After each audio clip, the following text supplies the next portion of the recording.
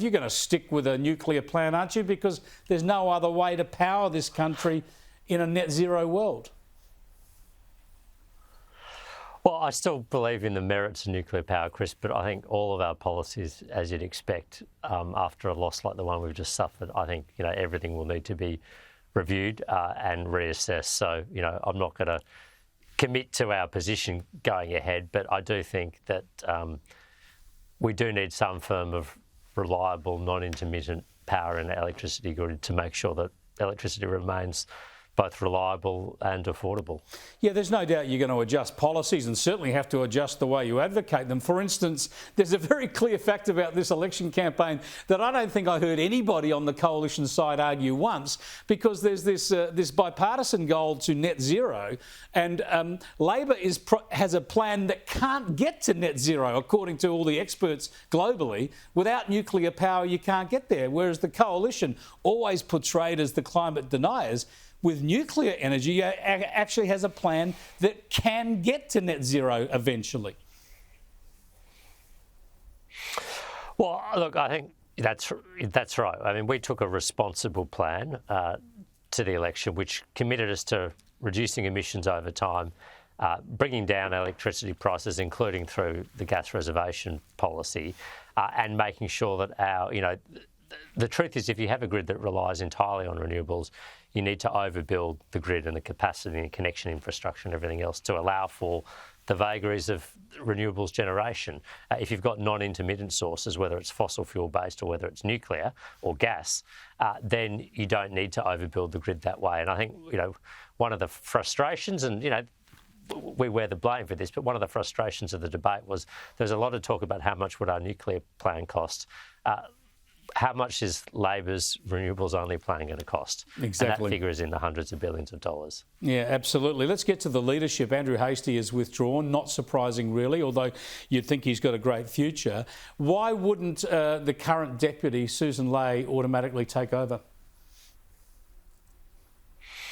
Well, look, our party rules say that after an election we've obviously lost the leader, so the leadership is automatically vacant. I think that, from what I understand, Susan will be a contender, and I think she'll be a strong contender, but there'll be a number of other candidates in the field too. I don't know for certain who all of those are, but, we'll have a competitive process. It'll be a secret ballot. People will make up their mind. But I think whoever it is, obviously the challenge we have to grapple with is a pretty extraordinary one. This was the worst result for us as a Liberal Party since we were formed, and we've gone backwards in all states. We've gone particularly far backwards in cities, both inner metropolitan and outer metropolitan areas. There's a few green shoots, one of which is it looks like we'll win back at least one Teal seat in Goldstone with Tim Wilson, potentially another Kooyong. It looks like we'll hang on in Bradfield. That's great, but it's set against the backdrop of a pretty cataclysmic election result for us. Yeah, well, as someone who lost a seat to a Teal, it is good news. To me, it might be the zenith of the Teals is beyond us. As you say, Bradfield and Kooyong, I hadn't mentioned them. Looks like the Teals could be seen off there as well. So it's a good turning point. Will you be advocating for anybody publicly in the leadership ballot? No, I don't think so. I sort of respect that my colleagues all have different views on this, and I don't think advocacy played out publicly is really constructive to the process, because whoever we get as the leader, we will need to work quite collaboratively and have a high degree of trust as a party room, a much diminished party room, to get behind that leader and help them to address, a pretty root and branch review of our, everything from the ground up, policies, operations, campaigning, polling, research, the whole works. Just jumping in though, we can see the narrative. There's so much criticism of the Liberal Party when it comes to the lack of women, and that's coming from outside and from inside the party. If the hardworking deputy, Susan Ley, puts her hand up to get the leadership in this situation and doesn't get it, there'll be all sorts of criticism that this is a repudiation of a leading woman in the party. I think that analysis is probably correct, Chris. I don't think, I think we need to vote, though, or people need to support Sure.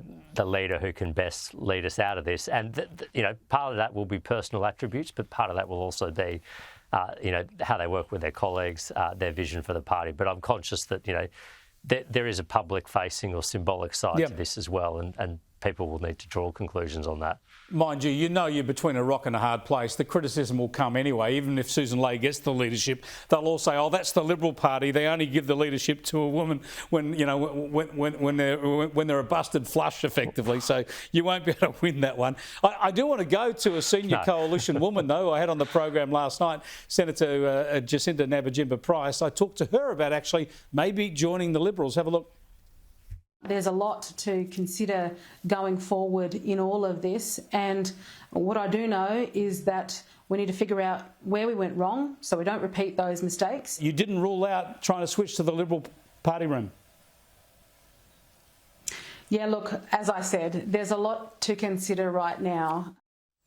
Yeah, you don't want to sour relations with the Nationals, but she'd be welcome in the Liberal party room, wouldn't she? Well, yes, I don't want to be accused of poaching colleagues from the Nationals or anything else. But look, Jacinta is a welcome presence in the joint party room, the coalition party room, and which party room, National or Liberal, she chooses to sit in. That's a matter for her. I'd respect her decision either way.